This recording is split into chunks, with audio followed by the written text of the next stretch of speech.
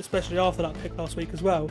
And he failed at that again last night, throwing another one interception to end the game. And just like taking my journalist hat off and putting my Dolphins fan hat on here.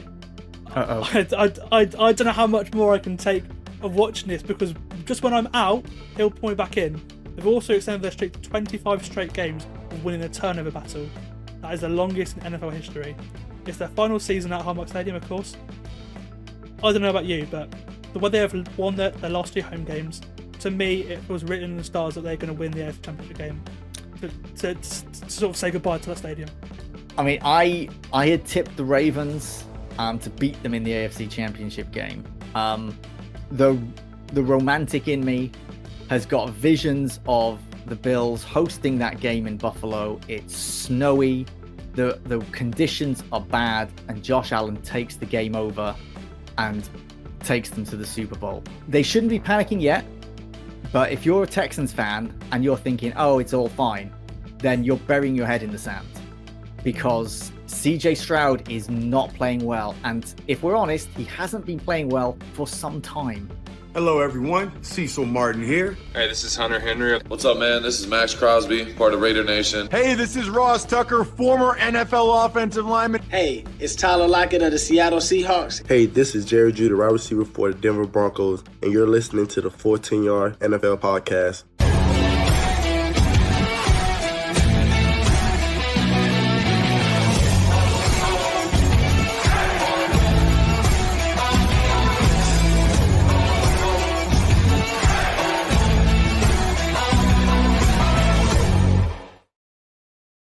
Week 3 got off to a bang last night with a Thursday night football game that came down to the wire pretty much between 2 AFC East rivals. The Miami Dolphins and the Buffalo Bills were tied at 21 apiece with 10 minutes to go in the fourth quarter. And the Dolphins defense had just held Josh Allen to a third and the Bills offense to a third straight punt. But Zach Sealer was penalised for roughing the Bills punter, and that call completely changed the momentum of the game. Buffalo went down and scored through Khalil Shakir, leaving Tua Tagovailoa in a similar situation to the New England game last week, needing a big drive to go and tie the game. He converted several third downs on a real impressive drive, but just as the Finns approached the red zone, he threw a really poor interception to Terrell Bernard before the Bills iced the game with a Matt Prater field goal, finishing 31-21. And we're going to be talking all about that in today's podcast. I'm Sam Morse, and this is the Full 10 Yards NFL podcast. And in today's episode, we'll have all the reaction from that game last night. We'll also look at the panic meter for the 9 other teams that the Dolphins joined as winless heading into week 3, and then in the Dolphins case week 4, before making our picks for every game this weekend against the spread. And joining me today is a regular guest on the podcast. He's one of the best in the business in the football media scene here in the UK. He's also the author of The American Football Revolution, How Britain Fell in Love with the NFL. Welcome back to the podcast, Ben Isaacs, mate. How are you, Thanks mate? for having me, Sam. I'm great. Just a fascinating game last night, where the Dolphins looked so much better than they did in the previous 2 weeks. But I'm curious to see whether they can sustain that. Yeah, exactly. I mean, it was a much better game than the game we got last week, where the Packers just completely ran away with it against Washington. We'll talk about that more in a second. But before we start, I just wanted to remind you that we've got our new DFS Stars segment to come too in the podcast, which is brought to you by Fantasy Gameday, the UK's dedicated daily fantasy app. Later on in the podcast, I'll give some daily fantasy tips for your lineups this Sunday. And remember, if you're new to the app, you can get a free entry when you sign up with the code FULL10. That's FULL10. You get a free £7.50 bet after you deposit and enter your first lineup in the app. But just remember to please gamble responsibly, and only if you're 18 and over and based in the UK and Northern Ireland. Okay, we're going to the game last night, and I was talking to you a little bit about this before we came on air, Ben, and I'm torn with how I feel about this game. I was fully expecting to come onto the podcast today and lament Chris Greer and Mike McDaniel for another embarrassing performance against the Buffalo Bills for the Dolphins. Because since Chris Greer fully took over the reins from Mike Tannenbaum in 2018, 2019 as general manager, the Dolphins are 1-13 against the Bills, including the postseason, and haven't won in Buffalo since 2016 as well. And because of that, I was fully expecting this game to be another blowout, because the Dolphins are under pressure after the way they started the season, and that's where they normally are at their worst. The Dolphins crumble when the spotlight is on them, and so I was expecting that. But last night they played well. They played for the coaching staff. They played for Mike McDaniel, and now I'm torn because I was up until 6 a.m. writing my thoughts down last night because I am confused as to how I feel about the Dolphins after this game because again I was expecting to just go into this regime and say like the offensive line is terrible, the defense is terrible, but really I think in the end Tua was actually the one who needed that win the most last night. I think over anyone, especially when there are two guys with their jobs on the line here. He is a losing record in primetime games. He's a losing record against teams with winning records. He's 1-8 against the Bills coming into this game. Over the last couple of years, he's managed to prove so many doubters wrong. But there is one thing that is hovering over him, and it's this. Besides his availability, it's still there. Last night he had the perfect opportunity to change the narrative, as he did against New England the week before, especially after that pick last week as well.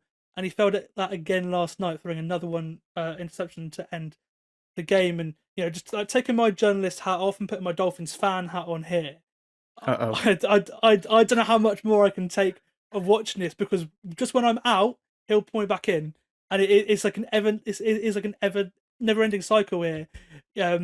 Because he was so good in the clutch scenarios, like 3rd and 4th down last night. I think the Dolphins were something like 11 of 16 on 3rd down and 4th down.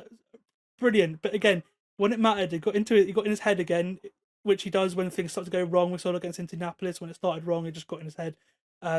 We saw that when the miscommunications happened in the New England game, and then there were the penalties, and then he got in his head and threw the interception. It was the same again, needing the game, trying to tie the lead.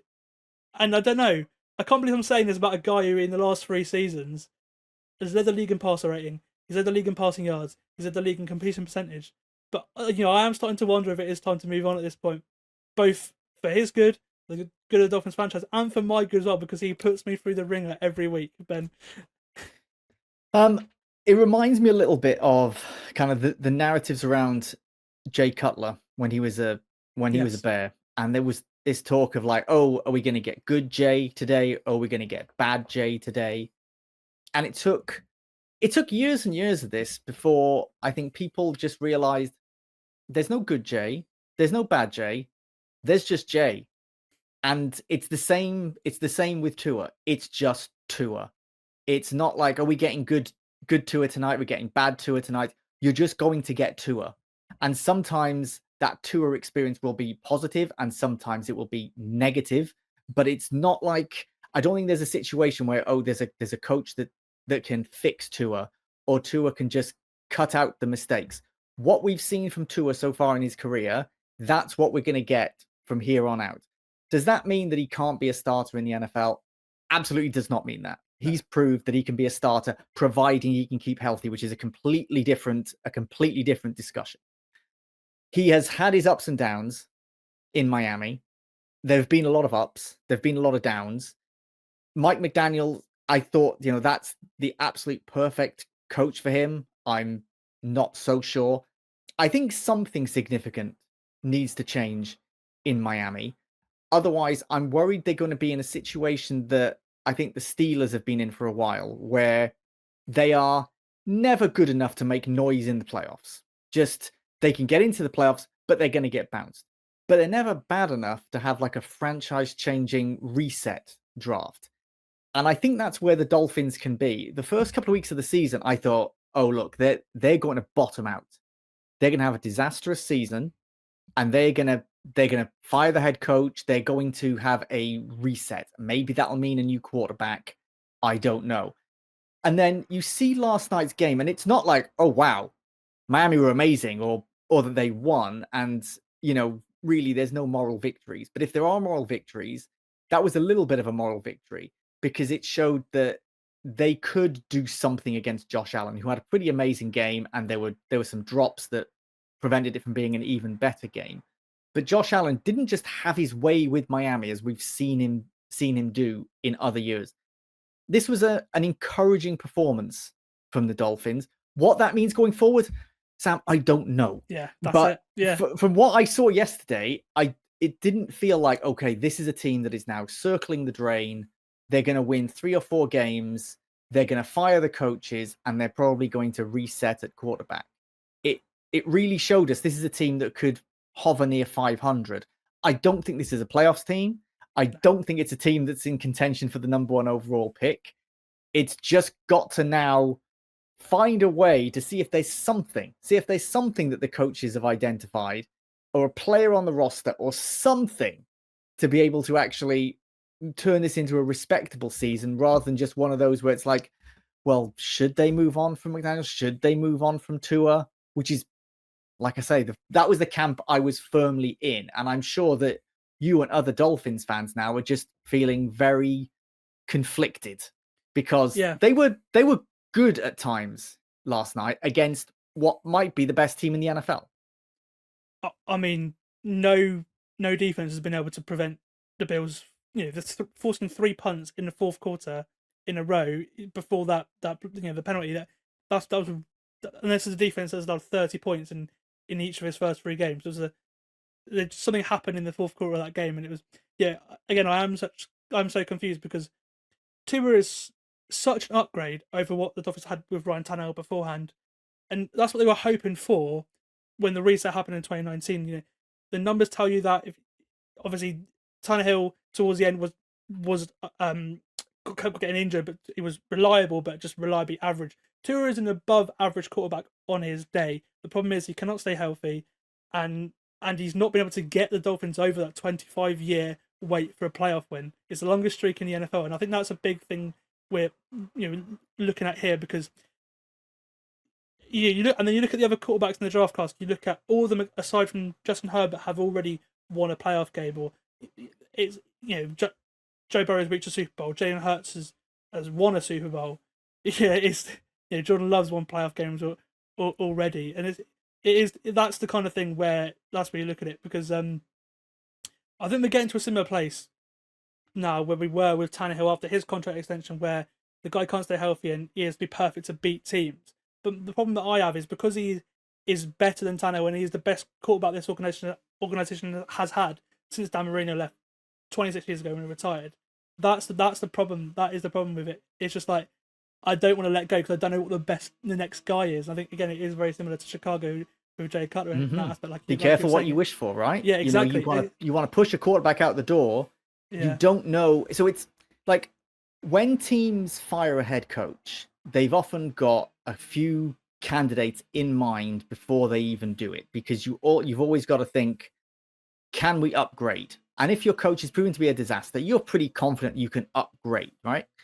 But when it's a quarterback, if you decide, okay, we're going to cut Tua loose, for example, you then look, okay, well, are there free agents who are signable for a sensible amount, who are an actual upgrade? If they are an upgrade, are they a short-term upgrade and just a bridge to the next quarterback that we would draft? And obviously, the draft is kind of a lottery. A, you don't know where you're going to pick, and B, you don't know what you're going to get. Tua obviously had his injuries in college as well, but he was one of the best players in college football while he was there at Alabama. So the Dolphins rightly felt, okay, here's a guy who can really take us forward. So this is the thing. You don't know who's going to come next. So if you do decide to move on from Tua, if you're the Dolphins, you'd better hope that someone else hits, because otherwise you are going to be vilified for it. It's not like if you kind of pick someone up off the street who's like let's say like a Daniel Jones, right? If Daniel Jones, I mean, they've still got Anthony Richardson, but if Daniel Jones was having a disastrous start to the season, it's not like the Colts going to be like, oh, but really, can we move on from Daniel Jones? The Dolphins would have to think really long and hard about moving on from Tua, because here's someone who came in with very different expectations. And his contract is massive. Yeah. So it's not a simple operation. Yeah. No, and you can get out of that contract in you can get out of it next year, but it's quite a big cap hit. In 2027, there is a window. So I think he has got a year with whether it's a new head coach, new GM, whatever it is, and then we'll see what happens there. Because I think ultimately extending him when he did, rather than waiting that extra year, was a mistake in the end. But again, every quarterback was getting the extension, and he played so well that he deserved it in the end. But for the team in the long run, it makes no sense, unfortunately. And I think that's the tough thing, because judging by last night, they're not going to be in a position where they can draft a quarterback next year. I think they're going to be about the 10 to 15 pick range again, and that's That's the problem. And then so in that aspect, it is a fascinating thing to watch what happens to the Dolphins. On the plus side for the Dolphins, though, and this is the sort of thing that can knock them out of like that top 5 and potentially getting an elite quarterback. Although I should say, a lot of the quarterbacks that everyone was very, very excited about going into this season's college football have all been very disappointing. So it might be that you don't want to be picking a quarterback in April 2026. Maybe you want to do it in April 2027. Which would make sense then. Yeah. The Dolphins have got the Jets next, then the Panthers, then a tough game against the Chargers, then the Browns. If they could win 3 of those 4, which is not beyond the realms of possibility that they can beat the Jets, the Panthers, and the Browns, win those, even if they lose to the Chargers and they're 3-4, the season has a different kind of complexion. But it's then the Falcons who've looked good, the Ravens, then the Bills again, then the Commanders. So it's like the way the season is kind of like in its chunks. We're probably going to go on this roller coaster of like, McDaniel should be fired. Oh, maybe he's okay. No, he should be fired. And then it'll come down to like they've got the Saints and the Jets again. It's like, oh no, he's turned it around. I think this is his last season in Miami. Yeah.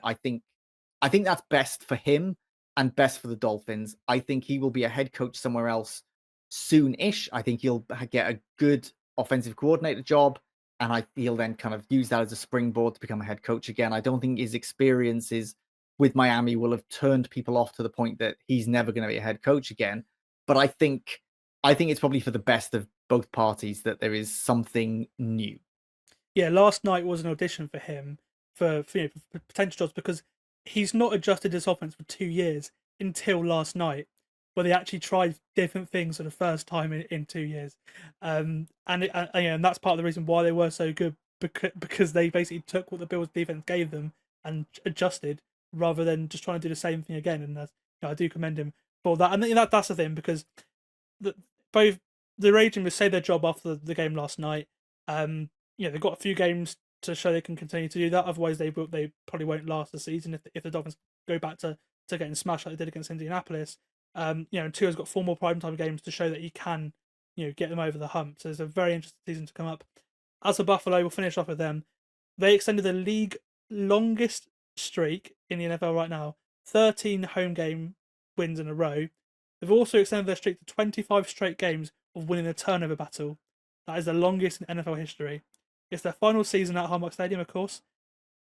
I don't know about you, but the way they have won their last 2 home games, to me, it feels written in the stars that they're going to win the AFC Championship game to sort of say goodbye to that stadium. I mean, I had tipped the Ravens to beat them in the AFC Championship game. The romantic in me has got visions of the Bills hosting that game in Buffalo. It's snowy. The conditions are bad, and Josh Allen takes the game over and takes them to the Super Bowl. That is something I think a lot of neutrals would like to see. I think it's looking at this point like the road to the Super Bowl will go through Buffalo. And for that old stadium and all the AFC Championship games it hosted in the 90s, one last one would feel very nice. Absolutely. And with their schedule coming up, they'll be delighted to start 3-0 playing. Obviously that game in week 1, I mean, they were down and out of it for a lot of their game, and then they'd like to go 3-0 because they've got such an easy schedule coming up as well. By all the AFC contenders, they've got by far the easiest schedule. They are, as you mentioned, they are big favourites for the 1 seed. We'll see what happens, but I think personally it is looking very, very good for Buffalo. And again, we're not really talking about them because we expect so much from them, and they are so good. 25 straight games winning the turnover battle. That is a good coach team, isn't it? Yeah, I mean, turnovers. There's an element of randomness in theory. A fumble can happen in different ways, and it bounces the wrong way, and you get it or you don't get it. Interceptions a little bit less random. A lot of that is down to the secondary or the quarterback making a mistake rather than just it kind of popping out. Although we did see a little bit of that.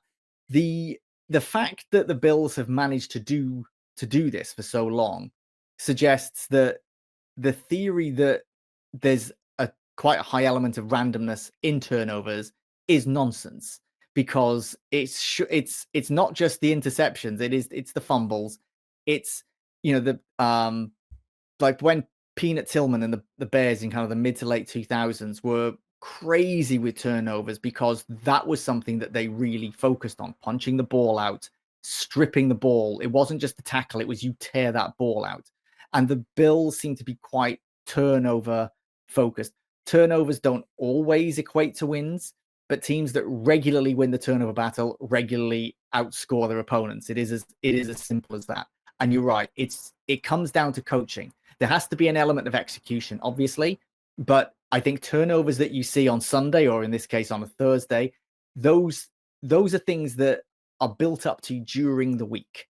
It isn't just like they go out there and they're like, oh, let's try and strip the ball. Let's try and do this. They will practice getting to the ball first, jumping on those fumbles.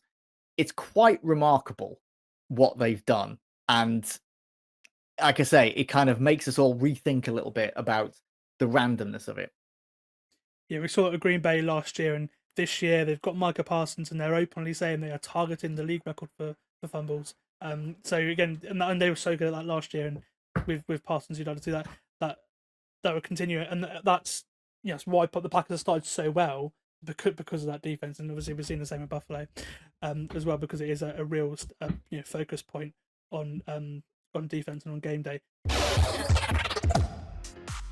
You're listening to the Full 10 Yards NFL podcast, and we're really excited to announce that we'll be teaming up with Fantasy Gameday for the podcast this season, which is the very first NFL daily fantasy app made exclusively for us Brits and created by UK fans. To celebrate the partnership, they've given us a special offer to share with you, our audience, where if you sign up with a promo code FULL10, that's FULL10, you'll get a free game credit added to your account when you enter your first lineup. Every week there are dozens of competitions to get involved in, with entry fees starting from just £3, and there are big prizes to be won. If you're like me, you love playing fantasy football and love having someone to root for in red zone when your team aren't playing on a Sunday, this app is perfect for you. That's Fantasy Gameday, the only daily fantasy app built for UK NFL fans. And just a quick reminder, please gamble responsibly, and only if you're 18 and over and based in the UK and Northern Ireland.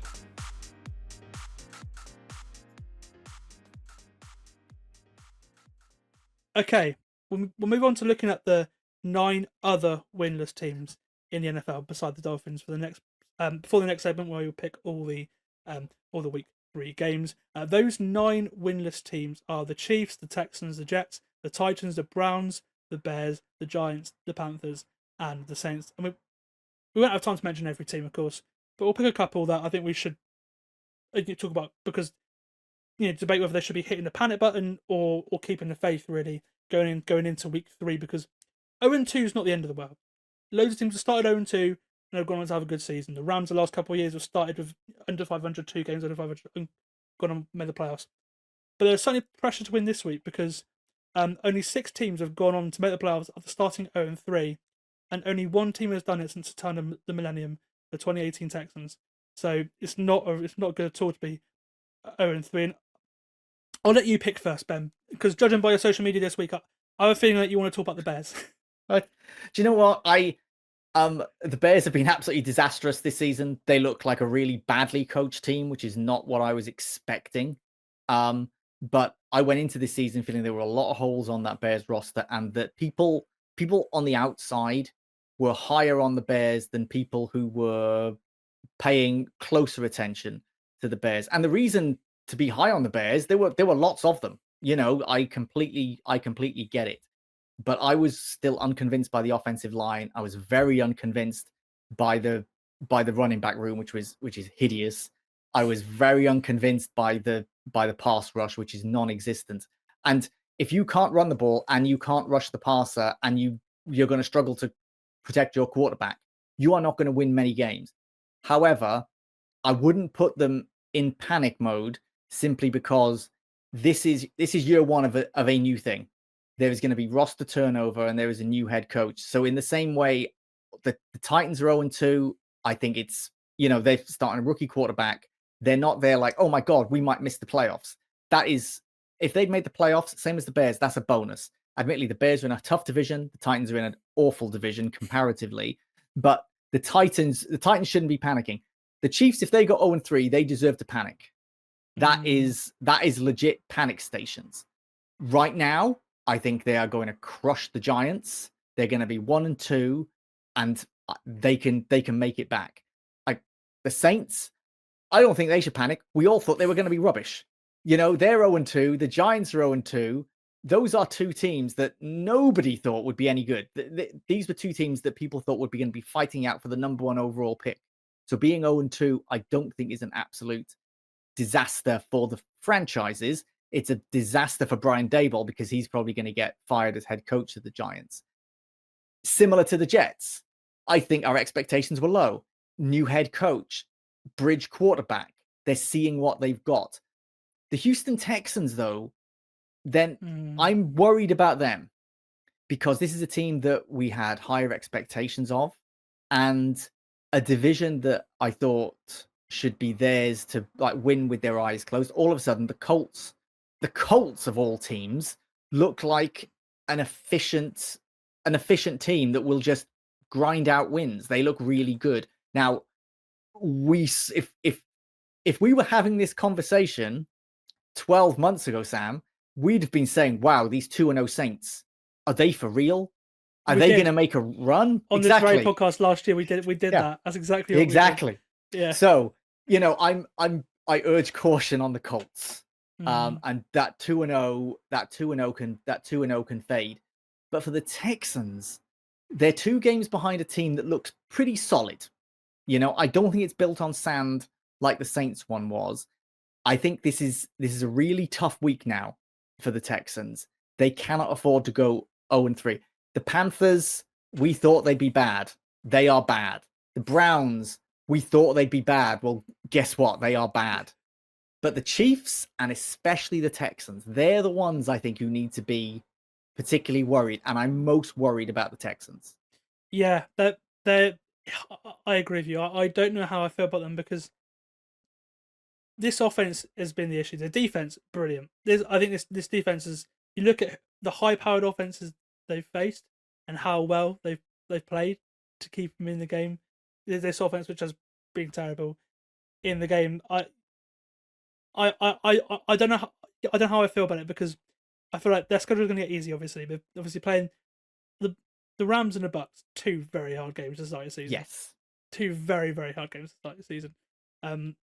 Especially with 2 quarterbacks who will happily take hits and just sling it when when your pass rush is so their pass rush hasn't been a problem. It's just that Matthew Stafford and Baker Mayfield have had 2 amazing games individually, despite facing that pressure.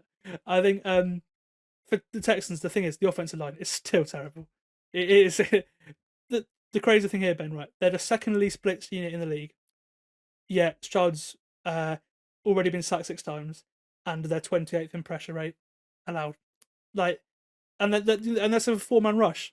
This offensive line is bad, and CJ Stroud's still not adjusted to that pressure. I feel like the pressure last year at some point sort of almost broke him.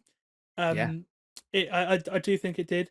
And what teams are doing is now Christian Kirk's not played. He's been injured the first couple of games, and they don't respect the offensive line. What they'll do is they'll basically rush 4, sit back, and then they'll double Nico Collins. And because there's nobody else on that skill position wise on that team beside Nico Collins, this offense just has no rhythm to it, has no flow.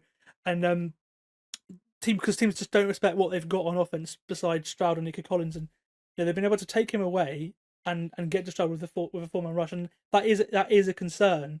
But with the Texans, this defense is so good that they are going to be in every single game. So I don't know. I completely agree with you. I don't know whether it's time to panic because it won't shock me if this defense ends up as the best unit in the league. Yeah. If they lose this week, and we'll get into that game, if they lose this week, then they've got significant problems.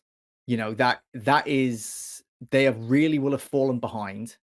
They'll have lost the divisional game to a team that will have probably proved it's better than them. They shouldn't be panicking yet, But if you're a Texans fan and you're thinking, oh, it's all fine, then you're burying your head in the sand because CJ Stroud is not playing well. And if we're honest, he hasn't been playing well for some time. And I'm not giving up on him, but I also think that, we have to look at that rookie season when people felt like, oh, this is the best rookie season we've ever seen. And they expect progress to just go up and up and up. And it generally doesn't happen like that.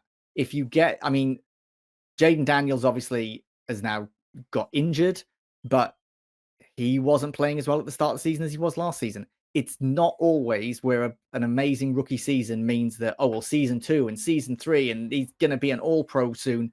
No. CJ Stroud has looked like, at best, an average quarterback over the last year. Yeah, no, I agree with you. And hopefully with Christian Kirk coming back this week, that will change because there's an actual guy that teams will respect that he can throw the ball to, and it will then open things up for Nico Collins again, who again has only got about 50 yards or so this whole season so far. So now when an extra guy there will allow more targets for Nico Collins because he'll be open more, and we'll see what happens there. But no, I completely agree with you. If they lose this week, big questions need to be asked, especially with the way they finished last year as well. Chiefs. I spoke about them last week, but now they're 0-2.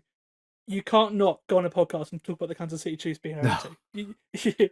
You cannot. And last week I said that I was shocked by how poor their defense was, because I trust Steve Spagnuolo to work his magic with defensive backs, whoever it is, because they've had so many come and go over the years, and the Chiefs' defense has been the same it's always been.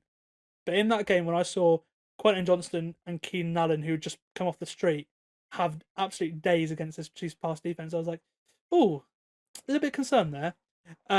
But they played really well against the Eagles last week, really well, limited Jalen Hurts to just over 100 yards, and and they were much better in coverage. So I'm less worried about that because of the skilled position players that the Eagles have got. But the alarming thing here is the lack of weapons, isn't it? It really is. Yeah, you look at that Chiefs roster and it's nowhere near as good as you would think it is. And it's obviously a problem. Now, Mahomes, one of the most amazing things he's done in his career is the way that he kind of became a game manager last year, because showing that he can win games however you need him to win games, which is now what he needs to do, because they are not winning games. Now, the Chargers look like a really good team. And we know the Eagles are a really good team. They actually won the Super Bowl. I don't know if you saw that, Sam, but they won the Super Bowl against the Chiefs, believe it or not. God, is that who they beat? I didn't catch that. They didn't mention that on the broadcast. But so we say about the Texans having a tough start to the season. The Chiefs did as well. But the thing is, you're the Chiefs. You're meant to be the ones that people look at you and like, oh, that's a tough start to the season.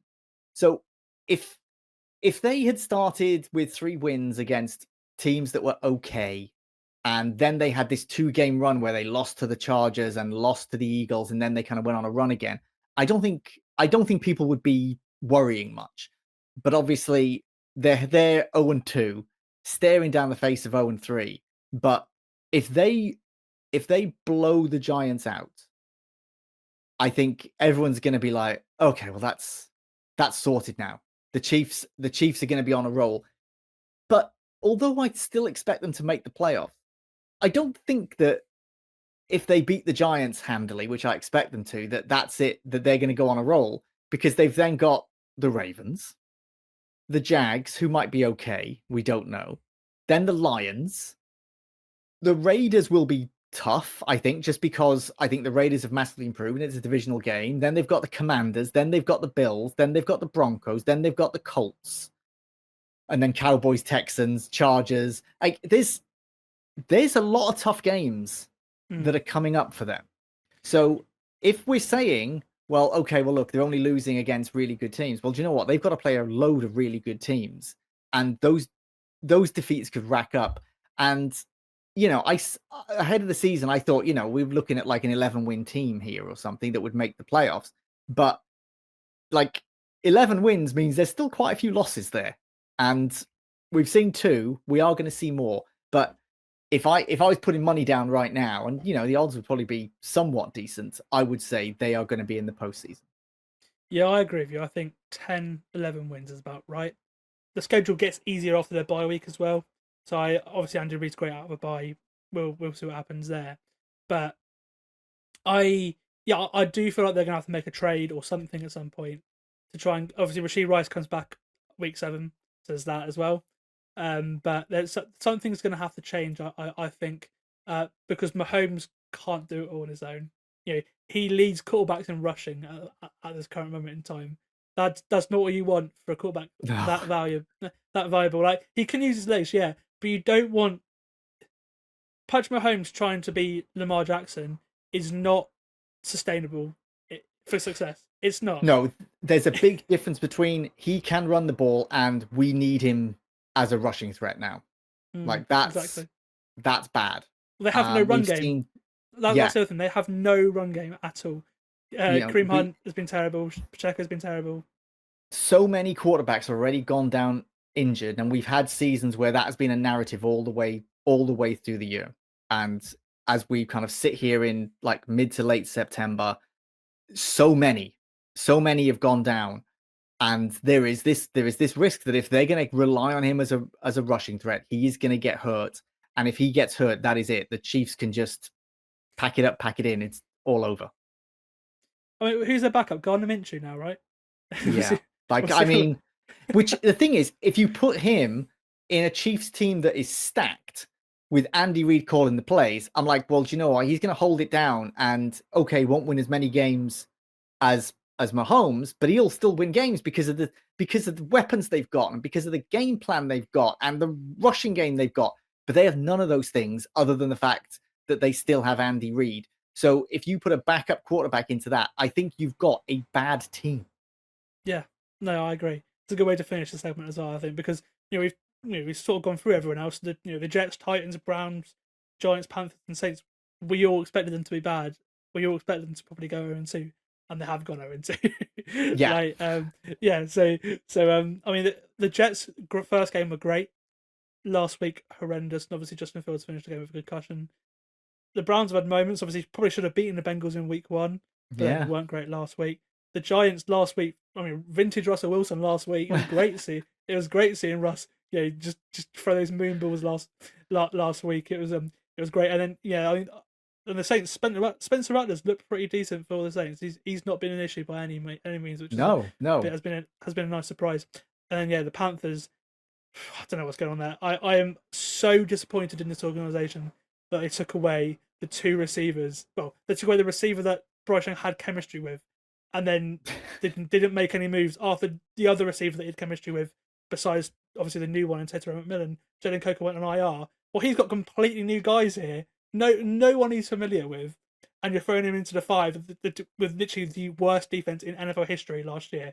Like the Panthers are just a terrible organization, and we've seen that for the first 2 weeks as well. So there's nothing more to say there. So we'll go on to the prediction part of the podcast. And strange week this week. As you mentioned earlier, there are quite a few quarterback injuries, but there are some absolute crackers in there games wise, especially Monday Night Football between the Lions and the Ravens.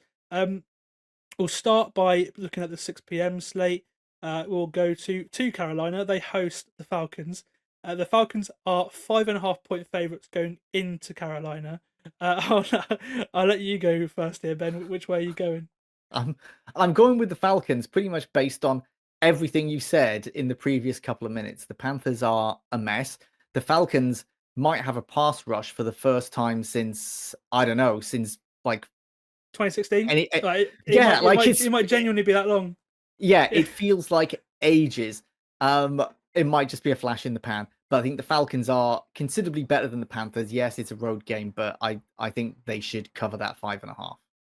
Yeah, I agree. I agree with you. Obviously, road favourite, always risky, and you also got the factor of Bryce Young in the fourth quarter of games is actually quite good. It's just the fact that the Panthers start terribly every single game.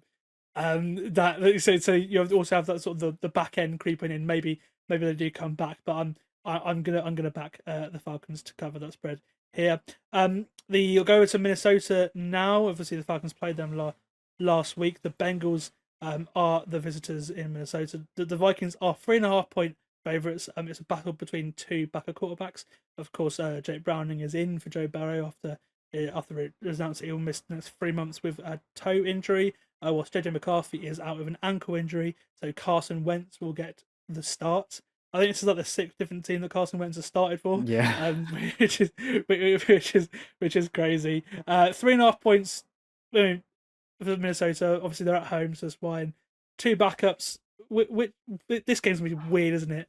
Yeah, the word I'd use is unwatchable. Mm. I'm going to go Bengals to cover here, simply because Jake Browning knows that system. He's been a steady pair of hands. He's obviously not Joe Burrow. Whereas, Carson Wentz, it could be an upgrade on JJ McCarthy, who actually has only had one good quarter this season, that 4th quarter against the Bears. So I don't know if it's a step back for the Vikings, but I don't think the Vikings have looked good this season. No, which is shocking because they're probably the best coaching staff in the league in terms of Kevin O'Connell, Brian Flores, but something's not right. So I agree with you. No, and the thing is that what we've seen in the past is that they can make quarterbacks look really good. I'm not sure, other than that one quarter that they've made JJ McCarthy look good, they could easily make Carson Wentz look good. They made Josh Dobbs look good. They make Sam Darnold look like an all-pro. So it feels a bit weird to be picking against them, considering the history of making average quarterbacks look good. But I'm going with the Bengals simply because of the continuity that they have with their backup. I agree with you, and you only have to look back to 2 years ago where the Bengals almost made the playoffs with Jake Browning at quarterback. After Burrow went down with the injury, they did almost make the postseason with Jake Browning at quarterback as well. So I'm gonna go there. I'm gonna go the Bengals to come within 3 points. Okay, we'll stay in the AFC North. We'll go to Cleveland now. They host the Packers. The Packers are 7.5-point favorites going to Cleveland. It's the joint biggest spread of Sunday. Obviously, the Bills spread was bigger on Thursday night, and it's a road game as well for Green Bay. Yeah, I mean, big line. Well, yeah, big line, but the Packers are so good that they probably are capable of that. Yeah. I mean, I'm taking the Packers here. I think they will cover that spread. I think there is a real gulf in talent between these two teams, and the Packers look like potentially the most complete team in the NFC, at least. If you're wondering kind of the differences between NFL and college football, Florida State are 44.5-point favorites in their game this week. I mean, if you're looking for value in either underdogs or big favorites, try looking at a line of 44.5 rather than 7.5, which kind of we're like umming and ahhing over. Yeah, I like the Packers a lot here. I think we could all feel pretty confident they're going to get a road win. Can they get it by more than 7.5? Probably, is my feeling. Yeah, I agree with you. I think they might even be the most complete team in the NFL now, because the whole of that defense is really good, and the way this offense has looked, the weapons are healthy. We haven't even seen much of Matthew Golden yet, but everyone else is healthy. Josh Jacobs is looking really good as well, which again, with how much he ran the football last year, that is great that he's his legs are still going as well. So I'm going to join you. I'm going to go Green Bay here as well. Okay, we'll go on to the Texans now. We spoke about them earlier. They go to Jacksonville, where the Jags are 1.5-point favorites. Obviously, division game, AFC South, anything can happen. Huge game for Houston, but the Jags are favorites. They are frisky as well. We've seen that. What are you expecting from this one? Yeah, I mean, they are like 1.5-point favorites at home. Is like the bookies like, we don't really trust you. We don't trust you. Yeah.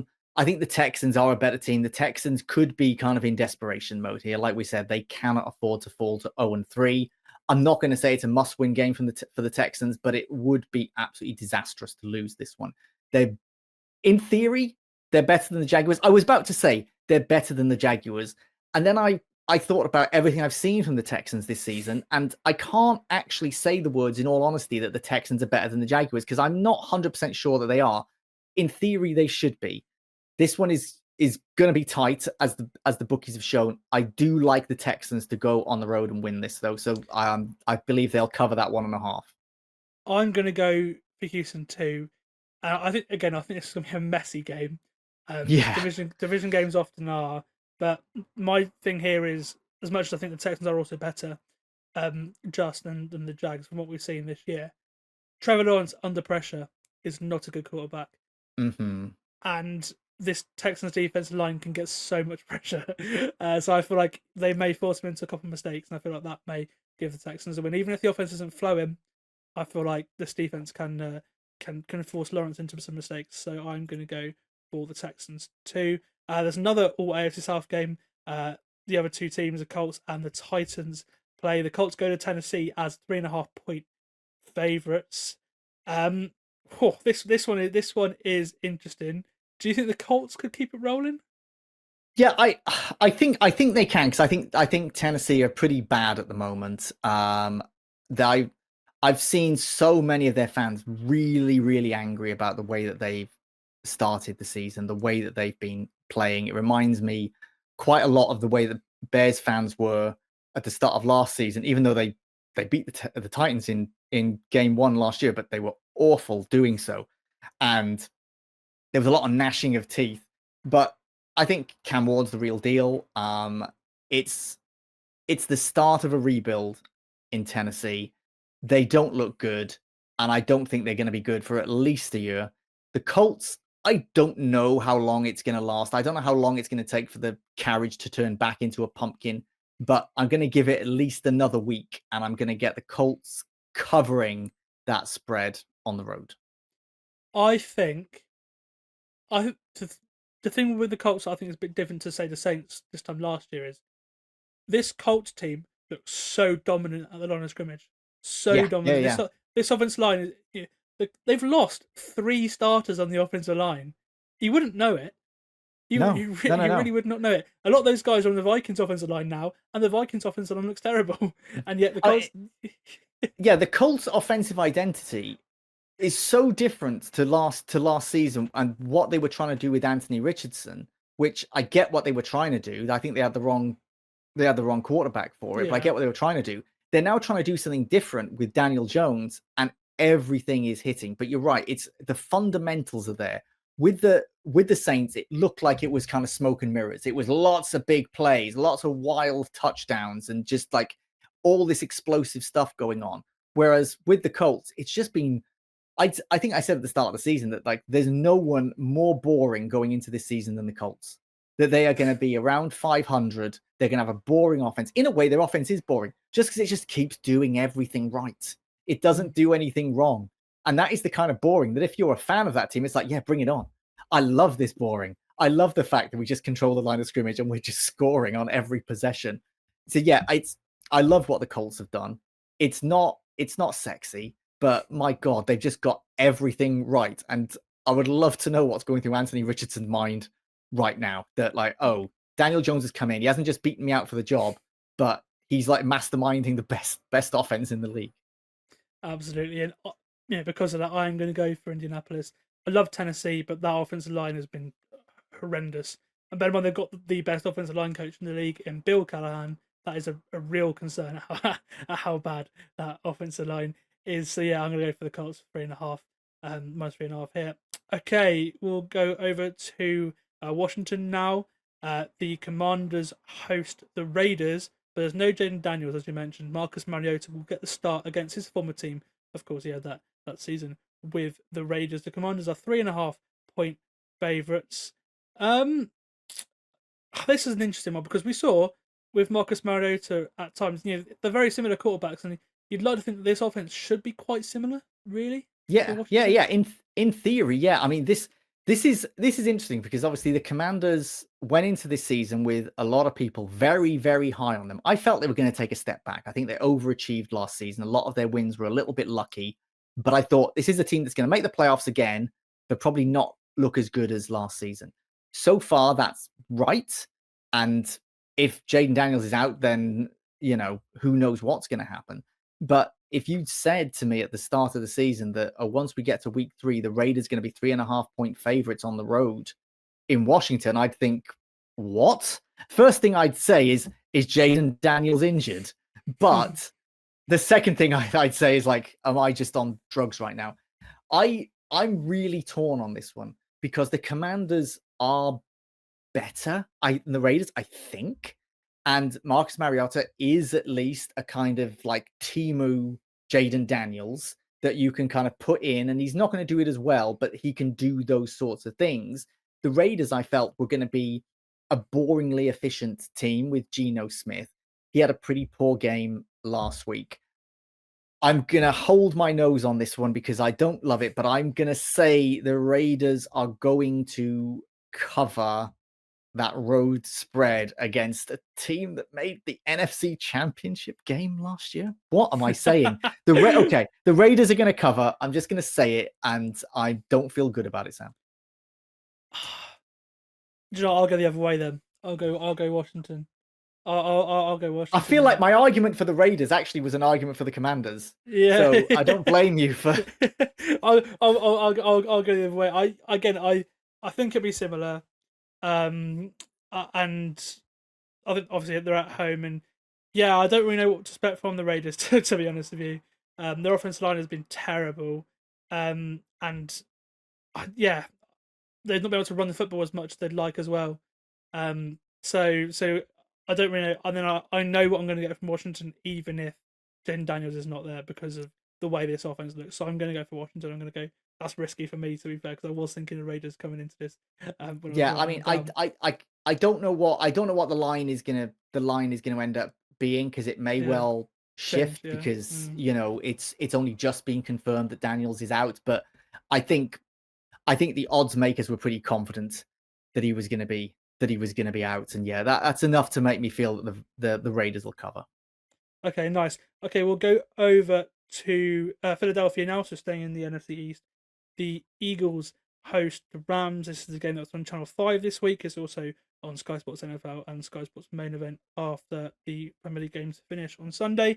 And the Eagles are 3.5-point favourites against the Rams. This is the game of the early window, in my opinion. That's why obviously what's been chosen for the two TV channels. And this could be a potential NFC Championship preview. The way the Rams have started, and with the way the Eagles, what we expect from the Eagles. This is tough because I really like the Rams. I think it's gonna be a good game. Yeah, I think the Rams are absolutely fantastic. They were my pick to win the NFC West. I then started to get a bit worried that Matt Stafford wasn't going to be healthy, and that was going to completely put the kibosh on that prediction. The Rams have looked fantastic. The Eagles are the Eagles. Like that has kept rolling. I think this one will be tight. I'm going to go Eagles to cover it, though. I'm going to go for the Rams here. I'm going against the grain. I think this defensive line is so good. The Matthew Stafford is PFF's highest graded quarterback through 2 games. He's had a great start to the season. And they've got the run game. They've got everything there. The offensive line's playing much better than we thought it would as well. With the injuries they've had on that unit to start the year, coming into the year as well. I'm going for the Rams. I thought the Eagles are going to lose eventually. This is one of those games that I probably point them to lose. So even if they I think it'll be close. So 3.5. Am I confident Philadelphia are going to win by 4 points? No. So that's it as well. They may well win by a field goal. That still comes within my thing. So so I'm going for the Rams. Yeah, I mean, I'm. It's one where I don't feel super confident until the Eagles prove to me that they're gonna lose a game. I'm gonna give them the 3.5 against the Rams. But you're right, that it's unlikely they're gonna go through the season unbeaten. They don't look like that sort of team, and this is exactly the sort of game that they could lose because the Rams are fantastic. That NFC West is going to be fascinating. Absolutely, I think all the teams. None of the teams are winless at the minute. They've all had a great start to the year. Okay, we'll 2 more to go in the 6 p.m. slate. The Bucks host the Jets. The Jets will be starting Tyrod Taylor because Justin Fields is missing the game with a concussion that he sustained at the end of the game against Buffalo last week. The Bucks are 6.5-point favourites, hosting the Jets. Big spread, but big backup quarterback. On the Edge Rush podcast that I do with Nat and Proper, which we recorded yesterday before Thursday Night Football, this was my Drew lock of the week, the Bucks to cover. I'm very confident on this one. Generally, I will specialize in games where it's quite a high spread and a favorite that I think is going to cover, that I feel that there is a big gulf between the two teams. And this one ticked those boxes. I don't think the Jets will be as bad as they were last week. They don't need to be as bad as that to lose by more than 6.5. I think the Bucks are definitely a touchdown better than this Jets team. Jets fans, I think the Jets will come good. I think Aaron Glenn is the right man for that job. It's going to be a process. Things will improve, but they're not going to improve on Sunday. I agree with you. I was really impressed with the Jets in week 1, but I think the Bucks are just really good. And you got the Todd Bowles revenge game element in there as well, yeah, which is something else to do. So I'm going to go for the Bucks minus 6.5 as well. And then the final game of the early window is it's a historic rivalry over the years: the Pittsburgh Steelers and the New England Patriots. This game is on Sky Sports Football. If you want to watch it on Sky, it's also on DAZN as well because it's not blacked out. And the Patriots are the home team, but the Steelers are the away favourite, 1.5 points.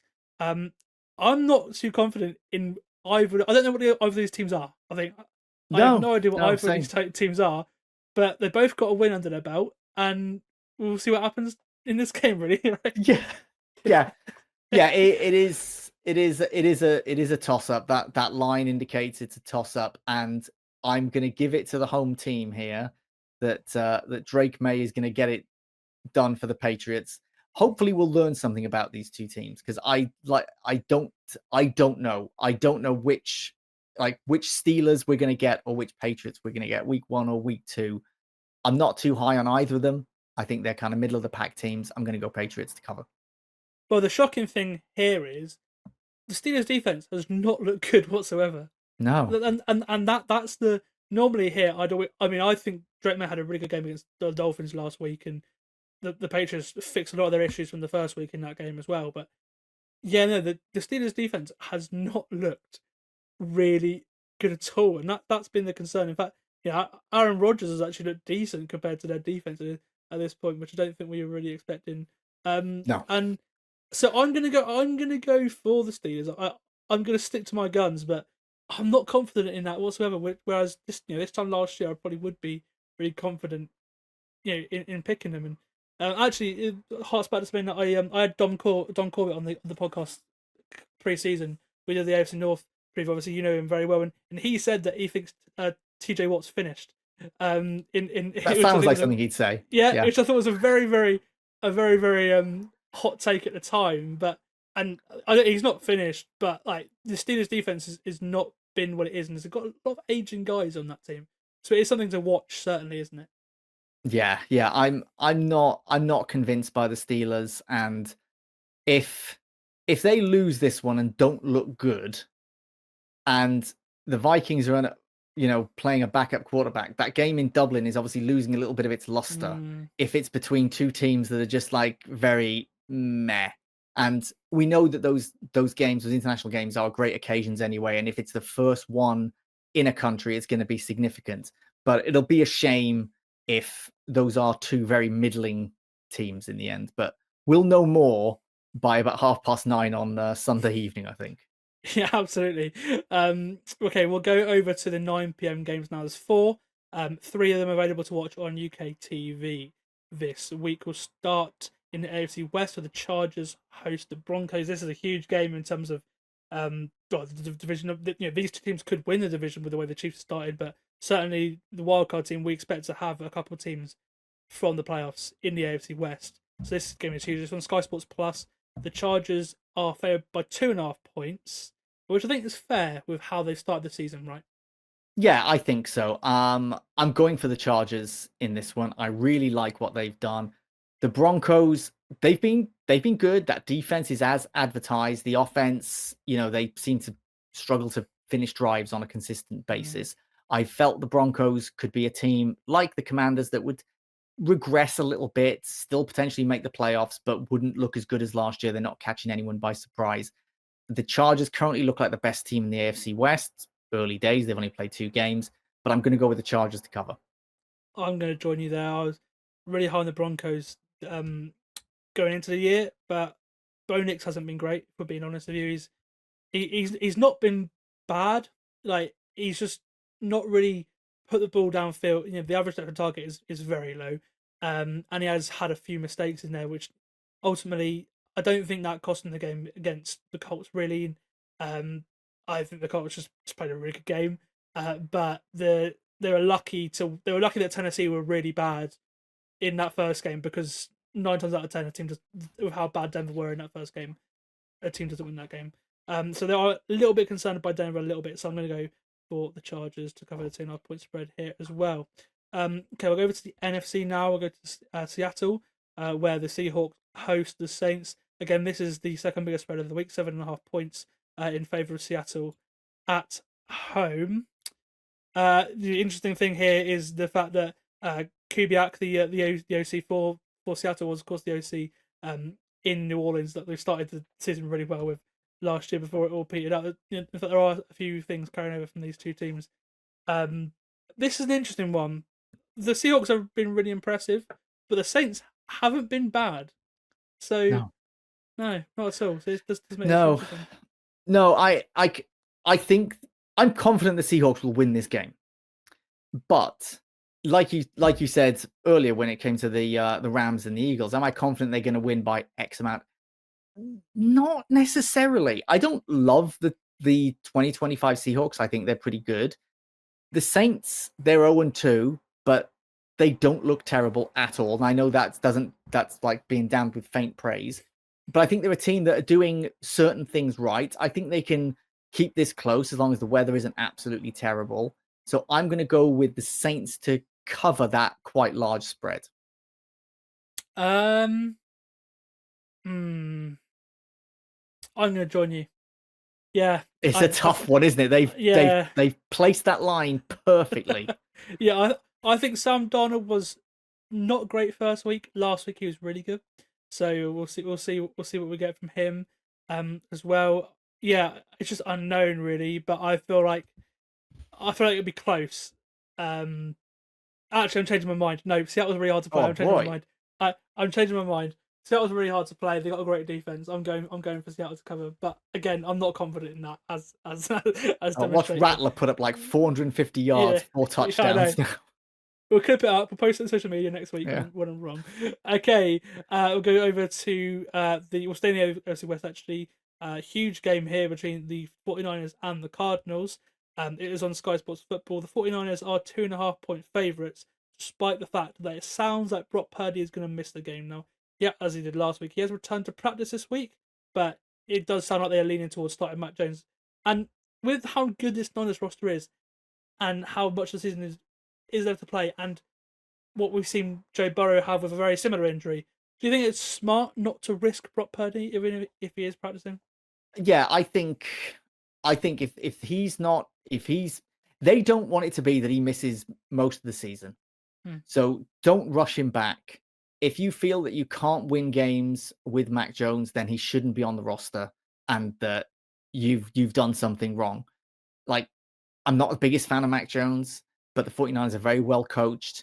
He's got weapons around him. I do worry that Christian McCaffrey won't last the season. We shall see. I'm going to go 49ers here. I just think they're too well coached, and it's a small line. So give me the 49ers. Yeah, I agree with you here. The well coached thing's interesting because the Cardinals, the end of last week, that was a bit of a concern for me. The way they almost threw away that game that they had a 2-score lead against the Panthers in.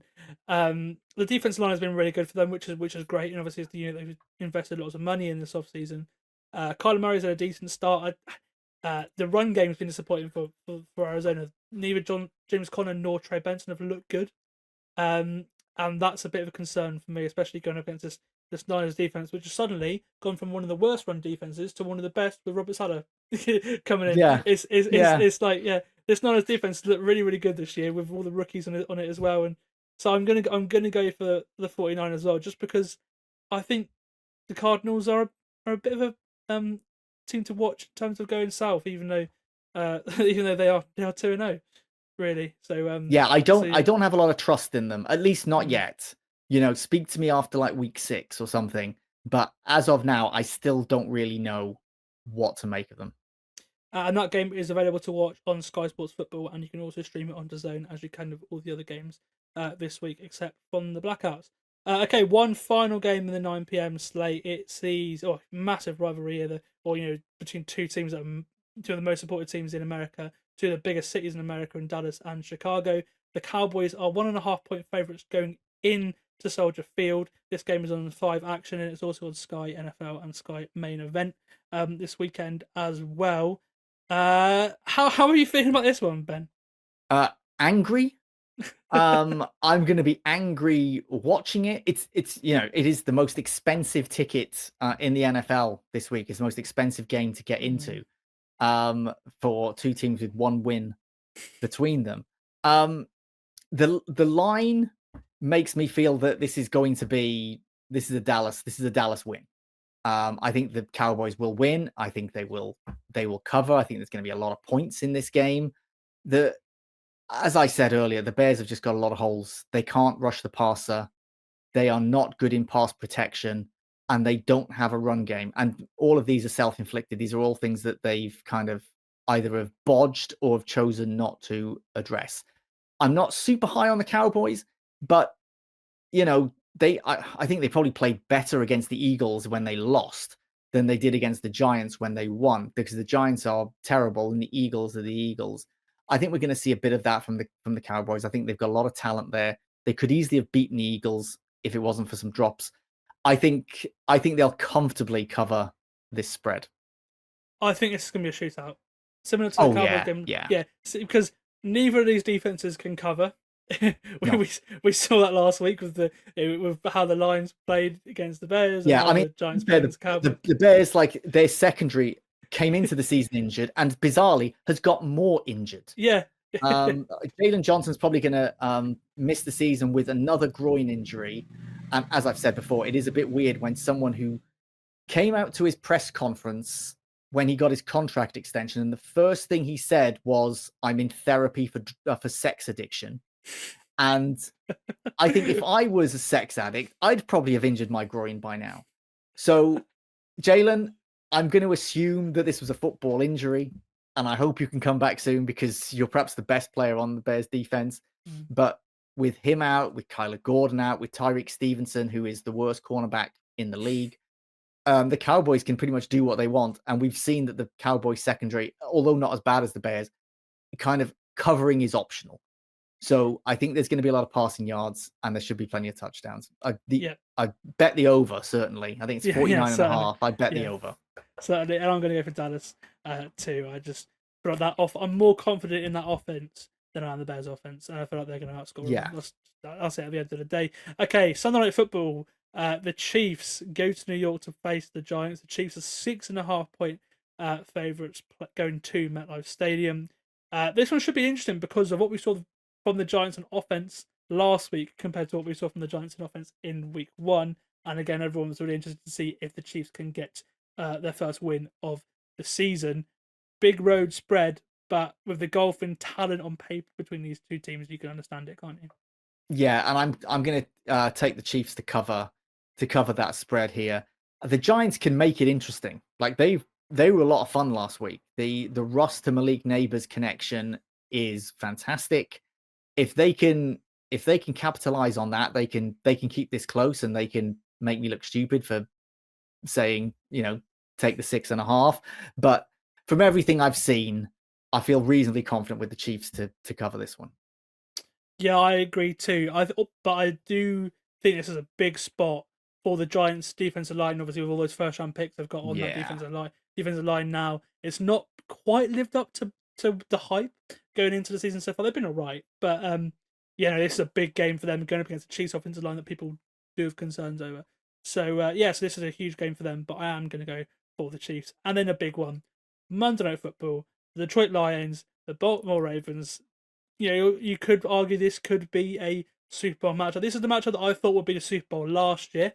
If I'm being honest, going into the season, I thought this would be the the Super Bowl match last year, I think Lamar Jackson is the best quarterback in the NFL right now.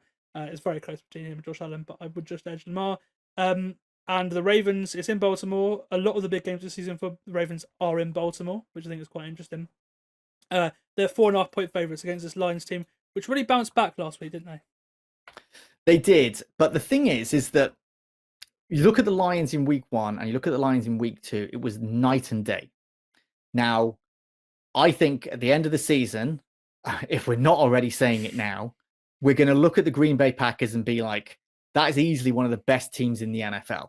That's the best team in the NFC North, and it's going to be very difficult for anyone to beat them.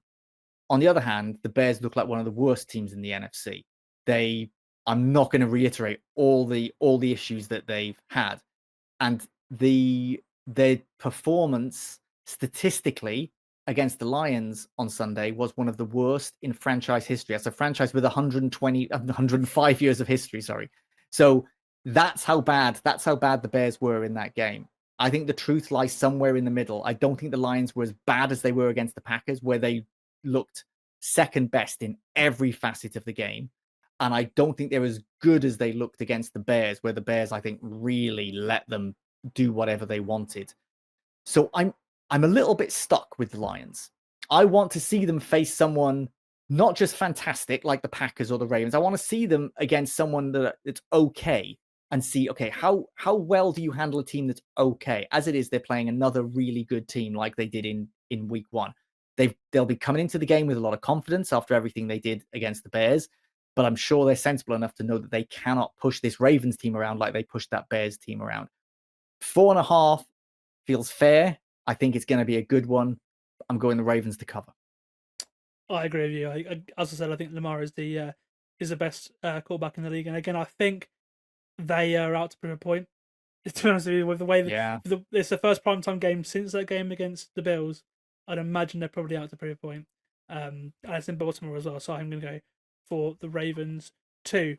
Next up is DFF Stars, which is our weekly daily fantasy segment, which is brought to you by our partners for the podcast, Fantasy Gameday, the UK's dedicated daily fantasy app. Last week for me, I had a bad week, I can't lie. Another up and down one in a crazy week of scoring, and unfortunately I didn't really have many of those crazy point scorers. My highest point scorer was my captain, Christian McCaffrey, so that was a good pick. He had 22.7 points, which of course doubled with the captain pick to 45.4. But other than that, it wasn't great. My Justin Fields gamble did not pay off at all, really, with him scoring just 3.98 points, completing just 3 passes before leaving the game with a concussion after his real big day in week 1. That was a bit of a shame. James Conner did all right. As I mentioned last week, he is still their red zone back over Trey Benson, even though it's more of a timeshare now. He still gets most touches in the red zone, and he got his touchdowns I thought he would do.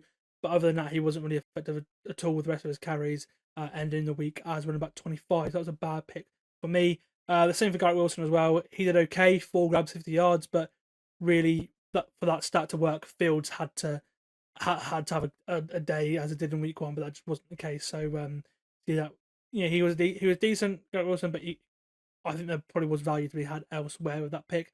Brenton Strange, another interesting one. He had another 5 targets, so again, he is a big part of that Jags offense. And again, with his really cheap value, he is a really good pick.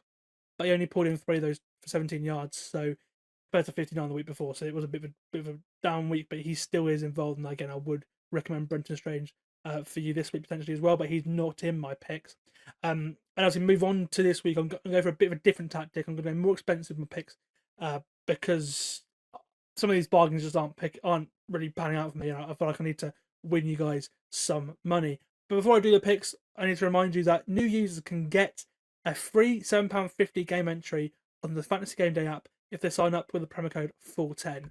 That is FULL10. Yes, that's right. New users can get free game credit added to their account when they enter the first lineup on the app, which is available on both the Apple App Store and the Google Play Store. Right, here are 5 players that you need to have in your daily fantasy lineup on Fantasy Gameday this Sunday. As always, I'll start my pick with my captain, which is the player in your lineup that gets double points. I'm going for CeeDee Lamb this week, who I think is in for another big day, going up against the Bears' pass defense that is second worst in the league in terms of success rate, and will be missing their best corner, Jalen Johnson. The Bears are also one of the biggest users in man coverage in the league, which is a great matchup for Lamb because he's one of the best going up against defenses that use a lot of man coverage, and he's great at beating it. I think he's the best value of the sort of 5 premier players that you can have for your captain that are over £8,000 in the Sunday Stars game on the app. And I think for me, CeeDee Lamb is the best option for captain because that Dallas offense is really good. And that leads us on to the quarterback. My quarterback for the week, my pick is Dak Prescott at 6,600. With receiver as your captain, it does make sense to add his quarterback as your in your lineup really this week to stack the points. I love a QB pass catcher stat.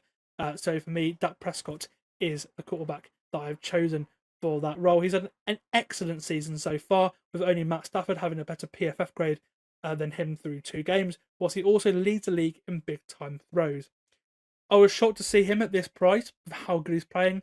He is a 10th most expensive quarterback, despite facing one of the league's worst pass defenses in the Bears for the first 2 games. And Dak's been he's been pretty good this season as well. So I feel like this is a great value there. He and CeeDee Lamb are my go-to QB pass catcher stack for the week.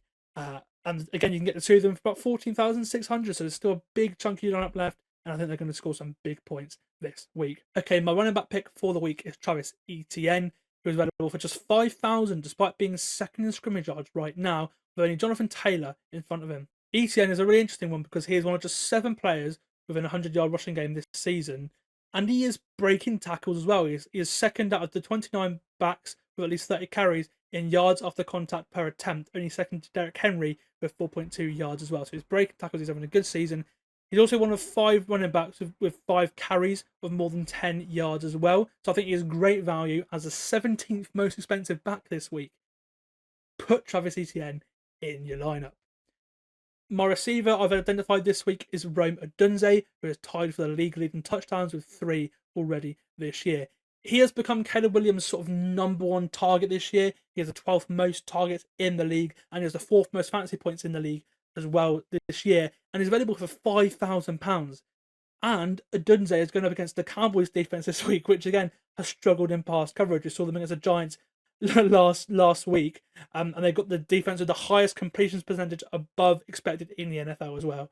So Matt Eberflus is not having a great year calling the back end of the defense. I think this game against the Cowboys is going to be a real big shootout, as it was for the Cowboys last week, and for the Bears last week as well. And that should be great for Odunze, particularly at a pretty cheap price as well. Put Rome Odunze in your lineup. And then finally, my tight end for the week is Saints tight end Juwan Johnson, who has the most targets at tight end in the entire NFL.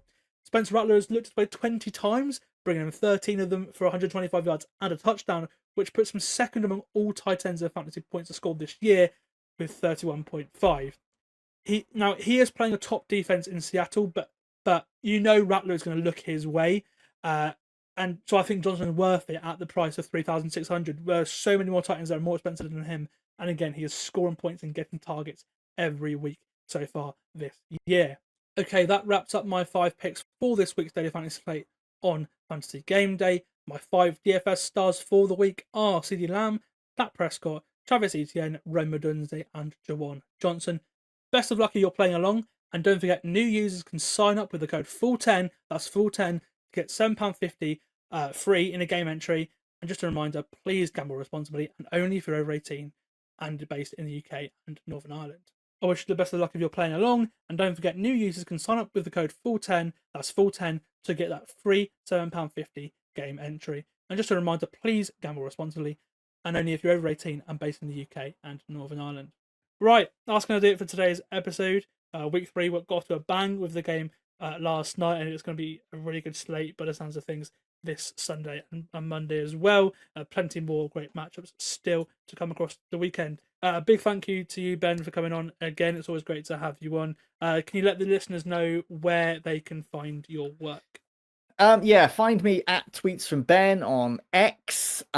Next week, Dublin week. I won't be there in Dublin. I need to be in London. I am, for the first time, hosting the TalkSport 2 coverage of the 6 p.m. games. So tune in for that and hope that I don't balls that one up. I'm used to being a guest on it. Hosting is a very different discipline. I can't believe TalkSport 2 have given me my own show for a week.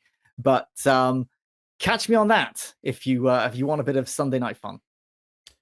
Awesome. Thank you very much, Ben. If you enjoyed today's show, please do consider giving us a review on your podcast platform. And if you're watching the show, give us a like on us like the video, and feel free to subscribe as well if you enjoyed the content. If you are still watching on YouTube, don't forget to subscribe, because most of the people that do watch the show aren't actually subscribed. So make sure you subscribe and hit the notification bell so you know when we next post a episode. I'll be back early next week to break down everything from week 3 and look forward to that Dublin game next Sunday. But until now, enjoy week 3, and I'll see you soon on the Full 10 Yards NFL podcast.